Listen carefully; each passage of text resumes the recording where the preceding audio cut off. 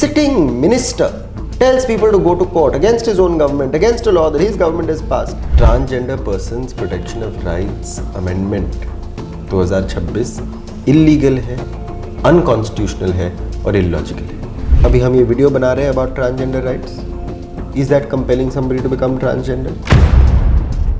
One of the first international leaders to speak on transgender rights internationally was Prime Minister Modi. That transgender dignity and self-respect are important for me, important for my government. I commend him for that. और उनकी सरकार आज क्या करेगी? खुद के प्रधानमंत्री के शब्दों को नहीं सुन रही है। दुनिया कहाँ जा रही है, हम कहाँ जा रहे हैं? एक वक्त ऐसा हुआ करता था जब हम एस्पिरेशन रखते थे एक प्रोग्रेसिव डेवलप्ड कंट्री होने की। आज हमारी एस्पिरेशन खत्म हो गई। There is a very very serious crisis with the way in which our courts function. तारीख पे तारीख, तारीख पे तारीख, तारीख पे तारीख, सिर्फ ट्रांसजेंडर राइट्स पे, हर चीज। Hello and welcome. You're watching The Edge. I'm Nandini. Today I'm joined by Anish Kawande, National Spokesperson of Nationalist Congress Party, Sharad Pawar faction, and he's also India's first openly gay spokesperson of a major political party. Before joining party politics, he has also worked as a writer and he's also an LGBTQ rights advocate. Thank you so much, Anish, for joining us today. Thank you very much for having me. अभी हाल फिलहाल में transgender persons amendment act 2026 लागू किया गया है। आपको क्या लगता है कि इस पूरे एक्ट में सबसे ज़्यादा जो कंट्रोवर्शियल चीज़ रही है वो क्या है? देखिए, transgender persons protection of rights amendment 2026 illegal है, अनकॉन्स्टिट्यूशनल है और इलॉजिकल है। इसमें तीन चीज़ें गलत है। पहला तो उन्होंने नालसा वर्डिक्ट जो सुप्रीम कोर्ट का है उसका उल्लंघन किया है। नालसा वर्डिक्ट में सुप्रीम कोर्ट ने कहा था कि you have the right for self identification of gender identity. आपको किसी मैजिस्ट्रेट के सामने जाने की ज़रूरत नहीं है, आपको किसी डिस्ट्रिक्ट मेडिकल ऑफिसर के सामने कपड़े उतारने की ज़रूरत नहीं है। आप अगर कहते हो कि आप स्त्री हो, पुरुष हो, वो आपके आईडी में रिफ्लेक्ट होना चाहिए। हमारी पहचान, हमारा अधिकार, जो एक प्रिंसिपल था जो सुप्रीम कोर्ट ने अफर्म किया था, ये एक्ट उसके खिलाफ जाता है। दूसरी चीज़, ये एक्ट कहता है कि अभी आपके पास डिस्ट्रिक्ट मेडिकल अथॉरिटी क्रिएट होनी चाहिए। आप बताइए मुझे, हमारे देश में बाकी सभी समस्याएं ख़त्म हो गई? TB, cholera, dengue, malaria, district medical authority in पे ध्यान देंगे या अथॉरिटी इस पर ध्यान देगी कि ट्रांसजेंडर कौन है, ट्रांसजेंडर कौन नहीं? और वो कैसे डिटरमाइन करेंगी? हर ट्रांसजेंडर व्यक्ति को सर्जरी करने की ज़रूरत नहीं है। आप लाइन पे सबको सर्जरियाँ करवाओगे इस एक्ट के तहत। तो हमें पता है कि पुट्टुस्वामी में राइट टू प्राइवेसी जजमेंट में सुप्रीम कोर्ट ने कहा है कि हर भारतीय नागरिक के पास एक राइट टू प्राइवेसी है। इसका उल्लंघन आप कर रहे हो क्योंकि आप क्या कह रहे हो? किसी ट्रांस महिला को आप कह रहे हो कि कपड़े उतारे डिस्ट्रिक्ट मेडिकल अथॉरिटी के सामने और प्रूव करे कि वो ट्रांस है। ये सिर्फ संविधान की नहीं खिलाफ नहीं, ये मानवीय अधिकारों के खिलाफ है। और फाइनली इन्होंने एक प्रोविज़न इंट्रोड्यूस किया है। बहुत सारे लोगों पर अभी वो इल्ज़ाम लगाना शुरू कर देंगे। तो उन्होंने कह दिया है कि हुएवर विलिंगली और अनविलिंगली कंपेल्स समबडी विथ और without consent to become transgender can be punished by a jail term up to 10 years। अभी हम ये वीडियो बना रहे हैं about transgender rights. Is that compelling somebody to become transgender?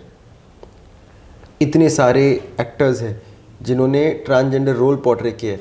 मैं अक्षय कुमार को डाल दूं जेल में for compelling somebody to become transgender? 10 साल की सज़ा for compelling somebody to become transgender. ऐसे विचित्र प्रोविजंस भी उन्होंने डाले हैं which will criminalise support systems. बहुत सारे ऐसे बच्चे हैं जो घर छोड़कर भाग जाते हैं क्योंकि माँ बाप उन्हें पीटते हैं। वो बच्चे जब जाते हैं और सपोर्ट लेते हैं तभी आप उन सपोर्ट सिस्टम्स को क्रिमिनलाइज करोगे तो उन बच्चों का क्या होगा? यू नो, तो इन सारी समस्याओं को लेकर हमने आवाज़ उठाई है। पॉलिटिकल पार्टी के माध्यम से आवाज़ उठाई है, सिविल सोसाइटी एक्टिविस्ट के माध्यम से आवाज़ उठाई है और भारतीय नागरिक होने के नाते से आवाज़ उठाई है। पर सरकार का ये भी कहना है कि कुछ लोग इसी ट्रांसजेंडर आइडेंटिटी का मिसयूज़ करते हैं। वो उस गेटअप में आ जाते हैं या वो अपनी सर्जरी करवा लेते हैं जिससे पूरी कम्युनिटी का नाम खराब हो जाता है एज अ होल ट्रांसजेंडर का। तो ये चीज़ ना हो और इस चीज़ से बचा जाए, इसीलिए भी ये जो एक्ट है ये लाया गया है। अभी आप मुझे दो चीज़ें बताइएगा। एक तो जहाँ पे यूज़ ही नहीं हुआ है उसका मिसयूज़ कैसे होगा? सरकार सैंक्शन करती है सिर्फ 60 करोड़ हर साल ट्रांसजेंडर वेलफेयर के लिए, उसमें से खर्चा होता है सिर्फ 11%। उसमें से आप देखो पूरे देश में पिछले सेंसस के मुताबिक 5 लाख ट्रांसजेंडर लोग हैं। अभी 5 लाख लोगों के लिए आप सिर्फ 60 करोड़ एलोकेट करते हो, उसमें से सिर्फ आप 5 या 6 करोड़ इस्तेमाल करते हो, तो फिर फ़ायदा पहुंचा कहाँ है? किस तक पहुंचा है? कब पहुंचा है? तो आपने ये समस्या इन्वेंट किया क्योंकि आपको काम करना तो आता नहीं। गरिमा गृह जो आपने शुरू किए थे वो बंद पड़ते जा रहे हैं, कोई वेलफेयर आप दे पा नहीं रहे हो। तो जब आप कुछ काम ही नहीं कर रहे हो तो फिर दुरुपयोग उसका कैसे होगा? तो ये सरकार की एक नई तरकीब है कि हम कुछ नहीं कर रहे हैं तो हम ब्लेम डालेंगे कि मिसयूज होगा। आप कर ही नहीं रहे हो, शुरुआत तो करो। अभी दूसरी बात, आप मुझे बताइए, कोई क्यों फेक ट्रांसजेंडर बनेगा? और बनेगा भी तो आपके पास और बहुत सारे रिसोर्सेज हैं डिसाइड करने के लिए कि बेनिफिट्स किसको जानी चाहिए। अभी आपको पता है कि लाड़की बहन योजना, लाडली बहना योजना बहुत सारे राज्यों में लागू है। वहाँ पे आप बेनिफिट्स उन महिलाओं को देते हो जो पॉवर्टी लाइन के बिलो है या जिनके पास पैसे नहीं हैं। आप ये नहीं कहते ना कि अच्छा महाराष्ट्र में लाडली बहना स्कीम है तो महाराष्ट्र में औरत का डेफिनेशन बदल दिया जाएगा। ये क्या बेवकूफ़ी होगी? ये क्या बदतमीज़ी होगी? आप कह दो कि जो ट्रांसजेंडर लोग हैं जिनके पास एक प्रकार का राशन कार्ड है या जिनकी एनुअल इनकम इस अमाउंट से कम है उनको बेनिफिट मिलेंगे। पर अगर आप आपके आईडी कार्ड पर एम या एफ डालना चाहते हो, इसमें सरकार को घुसने की ज़रूरत ही क्या है? What is the job of the government? Is it to decide what you're putting on your ID card or is it to govern? ये वेले बैठे हैं, इनके पास काम धंधे नहीं बचे हैं। जंग चालू है देश में, विदेश में, दुनिया में, और आप ट्रांसजेंडर आईडी कार्ड पे अटके हुए हो। कौन मेल है फीमेल है उस पर अटके हुए हो। Is this the legislative priority of the government? कल मैंने एक ट्रांस एक्टिविस्ट से बात की थी, वो एक डॉक्टर भी है। जब मैंने उनसे एक सवाल किया कि आपको क्या लगता है कि गवर्नमेंट को किस तरह की पॉलिसीज़ लानी चाहिए ट्रांसजेंडर जो कम्युनिटी है उनके लिए, तो उन्होंने एक जवाब दिया। वो जवाब ये था कि हम चाहते हैं कि सरकार हमें अकेला छोड़ दे। बिल्कुल, हमें कुछ नहीं चाहिए उनसे। बिल्कुल। तो आपको भी क्या यही लगता है कि और उन्होंने ये भी कहा कि सरकार ने आज तक हमारे लिए कुछ नहीं किया है। बिल्कुल। So do you agree with her and why? हाँ बिल्कुल। एंटी कन्वर्जन लॉ ला जाते हैं वो महाराष्ट्र जैसे राज्य में, पॉलिसीज़ ऐसे लाते हैं जो कहते हैं कि adult should not have the right to choose. तो ऐसी परिस्थिति में हर एक इंसान की मांग इस देश में है कि हमें अकेले छोड़ दीजिएगा, क्योंकि आप जब पॉलिसी बनाते हो तो हमारे खिलाफ जाती है। अगर आपको अच्छे से पॉलिसी बनानी है तो आप पूछिए, उस समुदाय को पूछिए जिनके लिए आप पॉलिसी आप बना रहे हो। National council for transgender persons बनाया गया है, उसके सदस्य है, स्टैट्यूटरी बॉडी है। उस नेशनल काउंसिल को आपने पूछा भी नहीं ये अमेंडमेंट लाने से पहले, फिर बनाई क्यों? नेशनल काउंसिल बनाई क्यों आपने ना ही कोई कम्युनिटी कंसल्टेशन किया, ना ही किसी एक्टिविस्ट को पूछा, ना ही किसी ट्रांसजेंडर व्यक्ति को पूछा, बस मन कर दिया तो आपने कानून बदल दिया। तो ऐसे तो राजनीति नहीं चलती, ऐसे तो डेमोक्रेसी नहीं चलती ना। तो सरकार को अभी इस पर सोचना चाहिए। प्रधानमंत्री नरेंद्र मोदी जी ने कहा है, G7 में कहा है, one of the first international leaders to speak on transgender rights internationally was prime minister Modi, that transgender dignity and self respect are important for me, important for my government. I commend him for that. और उनकी सरकार आज क्या कर रही है? खुद के प्रधानमंत्री के शब्दों को नहीं सुन रही है। ये डिग्निटी के खिलाफ जाता है, ये सेल्फ रिस्पेक्ट के खिलाफ जाता है। तो I think there is a mismatch. The prime minister's intent is not matched by the government's actions. In such circumstances, it's best for the government not to do anything unless the Prime Minister's office can intervene directly. मैं भी recently transgender protest cover करने गई थी, तो वहाँ पे कुछ किन्नर और हिजरा कम्युनिटी के लोग भी वहाँ आए थे। कुछ मैंने वहाँ पे यूथ से भी बात करी जो अपने आप को आइडेंटिफाई कर रहे थे एज ट्रांस वुमन। तो वो जो यूथ थे जो अपने आप को आइडेंटिफाई कर रहे थे ट्रांस वुमन, उन्होंने मुझे बताया कि जो हिजरा और किन्नर कम्युनिटी के जो लोग हैं वो उन्हें आकर ये बोल के गए कि आप प्लीज़ कोई इंटरव्यू मत दीजिए या कुछ भी मत बोलिए, क्योंकि ये लड़ाई आप लोगों की नहीं है, सिर्फ हमारी है, which is kinnar and hijra community, और आप शायद इस कम्युनिटी में नहीं आते हैं। तो क्या इंटरनली भी ये जो पूरी LGBTQ कम्युनिटी है, क्या इंटरनली भी आपस में इनमें क्लैश है? देखिए, जब प्रोटेस्ट होता है ना, तो कोई किसी को कुछ नहीं कह सकता कि आप बोलिए, आप मत बोलिए। जंतर मंतर है, कोई भी जा सकता है, कोई भी इंटरव्यू दे सकता है। देखिए, यहाँ पे डिफरेंसेस ऑफ ओपिनियंस हैं। किन्नर और हिजड़ा समाज को लगता है कि अगर हमारे साथ ट्रांस वुमेन आ गई, ट्रांस मैन आ गए, तो सरकार हमारी बात नहीं सुनेगी। ये जो रिस्पॉन्स आता है ना, ये डर से आता है। अभी हर समुदाय इस देश में डरा हुआ है कि मैं अधिकार मांगूंगा और दूसरों के साथ अधिकार मांगने लगूंगा तो फिर मेरे अधिकार छीने जाएंगे। इसीलिए ये रिस्पॉन्स आ रहा है। आपस में डिफरेंसेस नहीं है। आप ये भी समझिए, किन्नर समाज, हिजड़ा समाज इस कानून के तहत भी अफेक्ट होने वाला है, इस कानून की वजह से भी अफेक्ट होने वाला है। इसमें ट्रांस मैन को तो पूरी तरह से इंक्लूड ही नहीं किया है, इन्होंने ट्रांस मैन को इंक्लूड ही नहीं किया है। Forget all the trans man who got the ID cards, who transitioned, who gotten surgery, उनका क्या होगा इस कानून को पता नहीं, इस सरकार को पता नहीं। अभी अगर कोई ट्रांस मैन आइडेंटिफाई करना चाहता है तो उनको पता नहीं, अगर कोई ट्रांस वुमेन आइडेंटिफाई करना चाहता है और हिजड़ा और किन्नर समाज के अंदर शामिल नहीं होना चाहता है, उसके लिए भी इस एक्ट में कोई प्रोविजन नहीं। तो ये सरकार की एक तरकीब है to create splits, to create division in the community. वो हिजड़ों और किन्नरों को बोलेंगे कि आप अलग लड़ो, हम शायद आपको राइट्स देंगे, आप इन ट्रांस वुमेन के साथ, ट्रांस मैन के साथ मत जाओ। उसमें भी वो कहेंगे अगर आप हिंदू हो तो हम आपको राइट्स देंगे, आप इस्लाम मत पकड़िएगा, आप हिंदू किन्नर बन जाएगा, हम आपको वहाँ पे राइट दे देंगे। अभी हिंदू किन्नरों में भी वो जाति पर लोगों को डिवाइड करेंगे। ये डिवाइड एंड रूल पॉलिसी है। इसमें से आप आपसी झगड़े चालू रख सकते हो और फिर किसी को अधिकार नहीं दे सकते और किसी को अधिकार नहीं दोगे। और यही सबसे बड़ी समस्या है। ये जो एक डर का माहौल पैदा किया है सरकार, इसके खिलाफ हमें आवाज़ उठाने की ज़रूरत है, क्योंकि ये हर विषय में घुस रहा है। ये एक मानवीय अधिकारों का मुद्दा है। ये बीजेपी, कांग्रेस, एनसीपी, शिवसेना का मामला नहीं है। इसमें राजनीति लानी ज़रूरी नहीं है, पर जब सरकार इसमें राजनीति लाती है तो फिर राजनीतिक जवाब देना ज़रूरी है।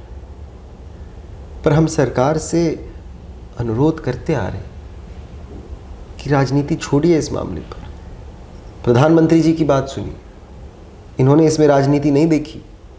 2016 में जब पहला एक्ट लाया गया जिसमें कमियां थी, प्रधानमंत्री मोदी जी ने ट्रांसजेंडर कम्युनिटी की बात सुनी।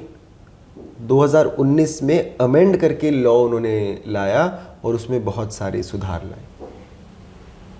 तो जब सरकार सुनना चाहती है वो सुनती है, पर आज सरकार सुनने के मूड में ही नहीं है, तो उनको थोड़ा उठाना पड़ेगा।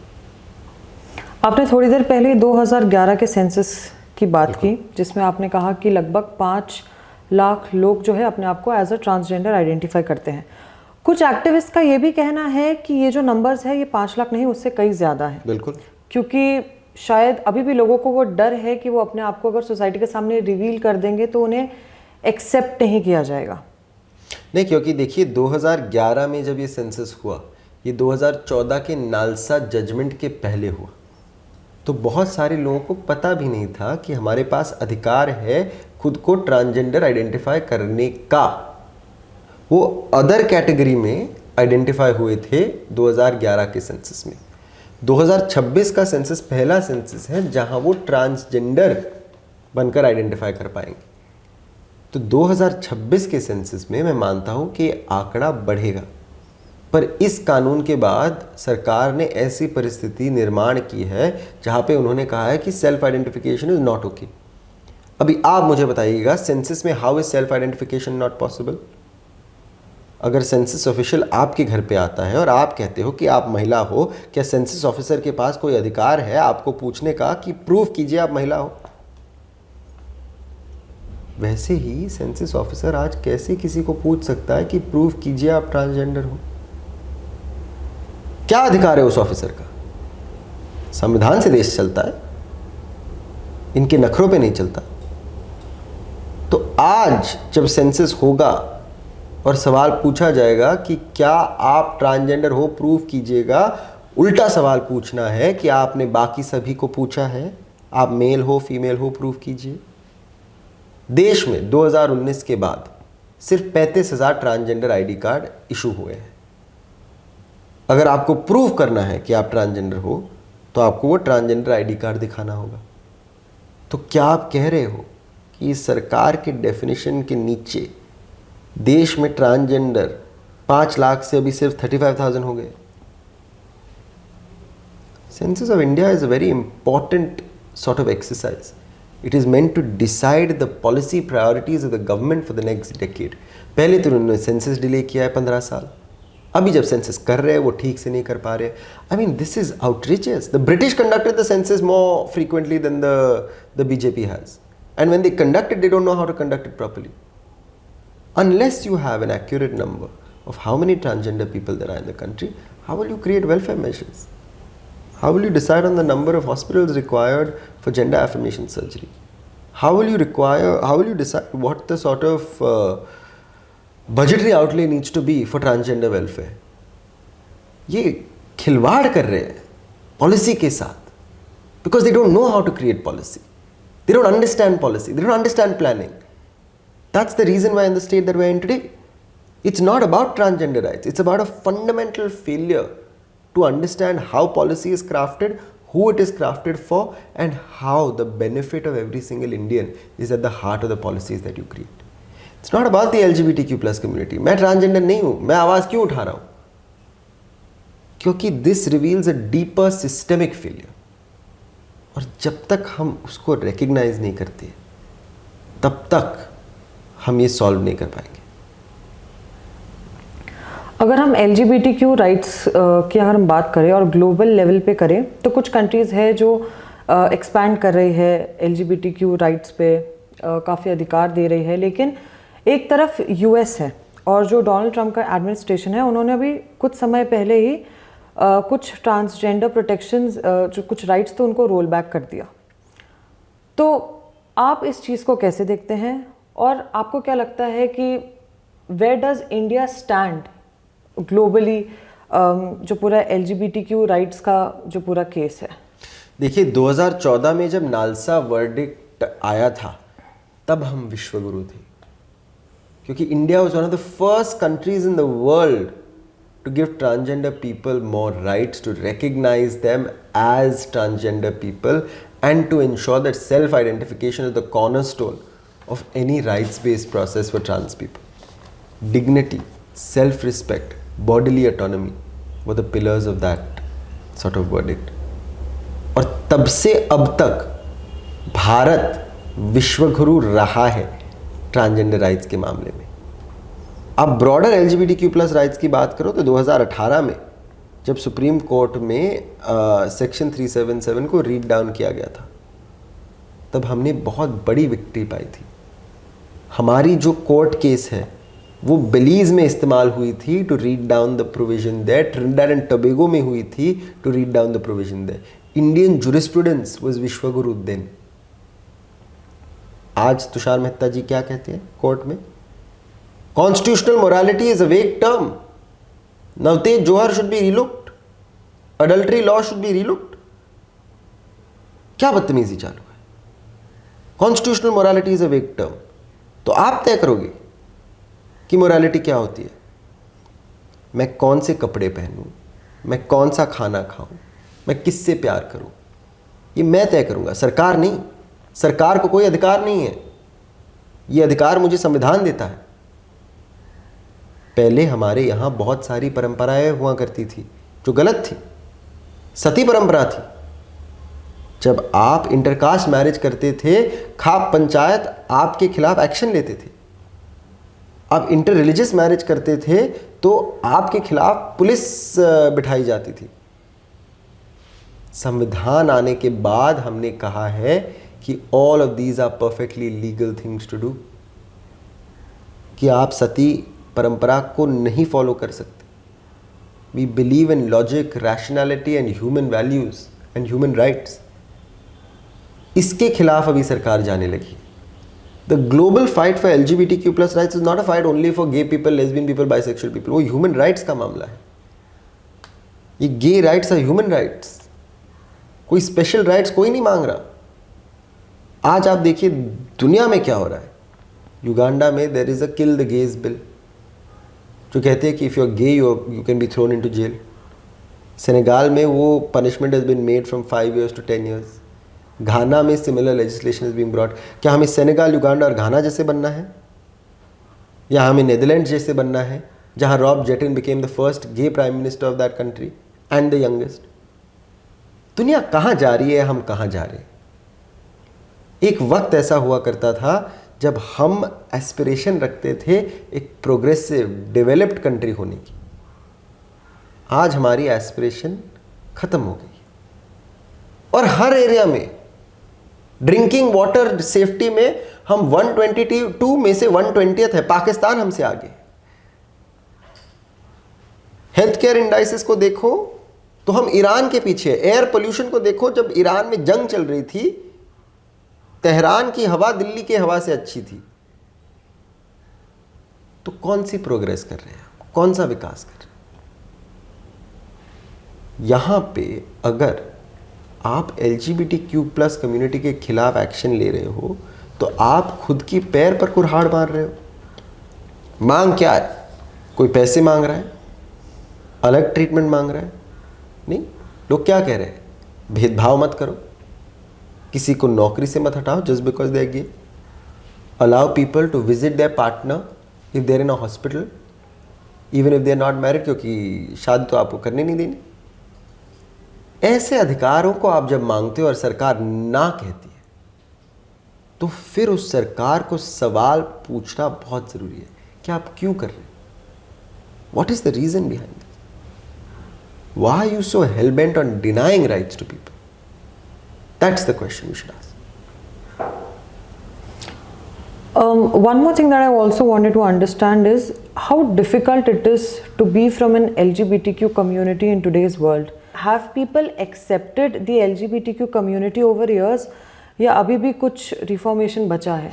नहीं, देखिए, it's always a difficult question, right? अगर आप किसी भी marginalized identity से आते हो, so you will face discrimination, you will face bullying, you will face harassment. Have things improved? They certainly have. आप अगर मुझे पूछे तो I have very few problems with my identity. I am very lucky to be part of a party that does not care about my sexuality. I am very lucky to be in an environment where my parents accept me for who I am. I'm very lucky to have grown up and gone to institutions that have always said that your sexuality has nothing to do with what you want to do with your life.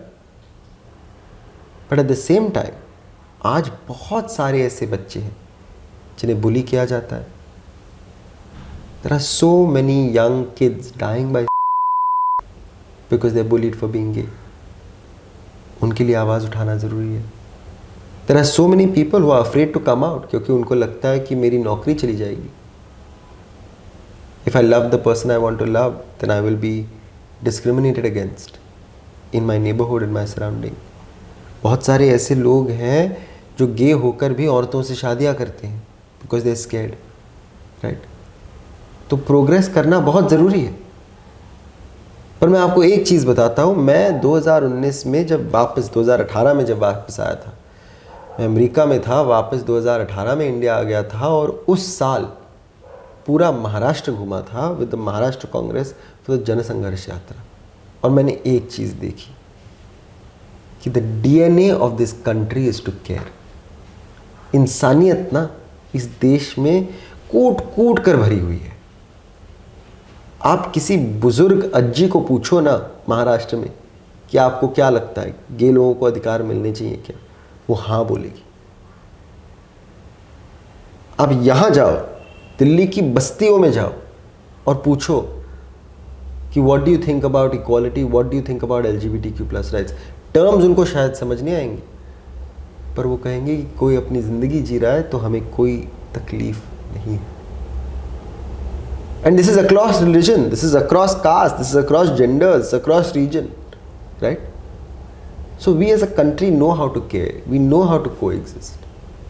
We have to tap that humanity once again, we have to tap into that humanity once again. And that's not very difficult. आप आज भी देखिए कितने सारे नेताओं ने आवाज़ उठाई है against this transgender persons amendment bill. They are not just English speaking नेताज, वो सिर्फ शहरों से नहीं आते, वो ग्रामीण इलाकों से चुनकर आए हैं, वो देश के हर राज्य से चुनकर आए हैं और उन्होंने आवाज़ उठाई इंसानियत के नाम पे, और वो आज भी आवाज़ इस देश में बुलंद है और रहेगी। अब तो ये जो बिल है ये एक एक्ट बन चुका है। इसके अगेंस्ट सुप्रीम कोर्ट में पिटिशन भी फाइल की गई थी, लेकिन वो डिक्लाइन कर दी गई थी due to some technical reasons. आपको क्या लगता है कि क्या ट्रांसजेंडर कम्युनिटी की सुनवाई होगी? देखिए, आज परिस्थिति ऐसी है कि कोर्ट कचहरी में सालों साल चले जाते। There is a very very serious crisis with the way in which our courts function. तारीख पे तारीख, तारीख पे तारीख, तारीख पे तारीख, सिर्फ ट्रांसजेंडर राइट्स पे, हर चीज़ पर। लाखों लोग अंडर ट्रायल जेल में सड़ रहे हैं, उनको ट्रायल नहीं मिलता। 5 साल, 10 साल, 10 साल बाद तारीख आ जाती है, कोर्ट कह देती है कि आप इनोसेंट हो। आदमी 10 साल बाद जेल से निकलता है, वो 10 साल उसे वापस कौन देता? वैसे ही राजनीतिक मामलों में भी उमर खालिद जैसे लोग 5 साल अंदर बैठे हुए हैं बिना ट्रायल। ट्रायल के बाद अगर उनको भी इनोसेंट कहा जाएगा तो 5 साल उनके वापस कौन करेगा? तो प्रॉब्लम ये है कि कोर्ट में तो जाएंगे, बिल्कुल जाएंगे, इस बिल के खिलाफ हाई कोर्ट में जाएंगे, डिस्ट्रिक्ट कोर्ट में जाएंगे, सुप्रीम कोर्ट में जाएंगे इस एक्ट के खिलाफ। अभी पर कोर्ट में जाते हुए हम ये भी समझेंगे कि we must take action beyond the court. State governments must act. It's very important कि जहाँ पे ऑपोजिशन रूल्ड गवर्नमेंट है, हमें आवाज़ उठानी बहुत ज़रूरी है और काम करना ज़रूरी है कि अगर सेंट्रल गवर्नमेंट आपको आईडी कार्ड नहीं देगा, हम दे देंगे। कौन होती है सेंट्रल गवर्नमेंट आपके अधिकार छीनने वाली? हमें गज़ेट प्रोसेस से, जो नालसा के तहत process before the transgender act था, उसे फॉलो करने की बहुत ज़रूरत है। There is no court in the land that can overrule a process that existed before this act was put in place. That process has not explicitly been removed. और हमें रास्ते पर उतर कर इस एक्ट के खिलाफ आवाज़ उठाने की बहुत ज़रूरत है। अगर ये लोगों को जेल भेजना चाहते हैं तो हम जेल भरो आंदोलन शुरू कर देंगे। अगर इन्हें सपोर्ट सिस्टम्स को क्रिमिनलाइज करना है तो लोग जाएंगे, भरो आप और आपके जेल्स। मेक इन इंडिया कर दीजिए, जेल ही बना दीजिएगा, कुछ और बनाया जाता नहीं आपसे। तो ये समस्या ट्रांसजेंडर राइट से बहुत बड़ी है। हर एक चीज़ में आपको बोला जाता है कि कोर्ट जाओ। किरण रिजिजू जी, जिनका मैं आदर और सम्मान करता, वो ट्रांसजेंडर एक्टिविस्ट को कहते हैं कि आप कोर्ट जाइएगा। आप मंत्री हैं, सरकार आपकी है, कानून आपने लाया है, और आप ही कहते हो कोर्ट जाओ। ये कैसी बात? Sitting minister, parliamentary affairs minister, tells people to go to court against his own government, against a law that his government has passed. Absurd, unacceptable.